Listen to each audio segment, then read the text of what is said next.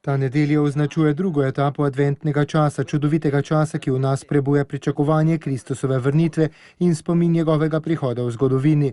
Bogoslužje nam predstavlja sporočilo polno upanja in sicer Gospodovo povabilo izrečeno po ustih preroka Izaija.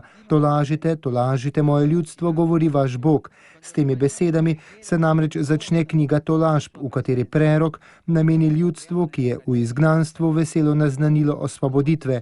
Čas trpljenja je minil. Izraelsko ljudstvo lahko z zaupanjem gleda v prihodnost, saj ga končno čaka vrnitev v domovino. Zaradi tega je povabilo pustiti se potolažiti Gospodu, je dejal papež Frančišek. Oggi c'è bisogno di persone che siano testimoni della misericordia e della tenerezza del Signore, che scuote i rassegnanti, rianima gli sfiduciati.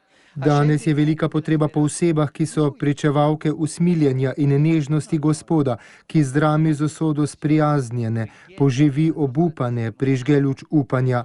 On prižge luč upanja, ne mi.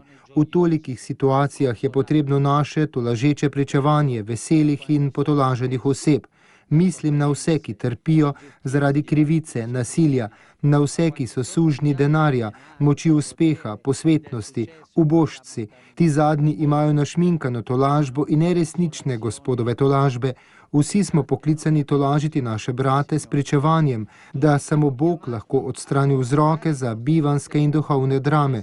On to lahko naredi, sposoben je zbranim na trgu svetega Petra v Vatikanu na drugo adventno nedeljo dejal papež Frančišek.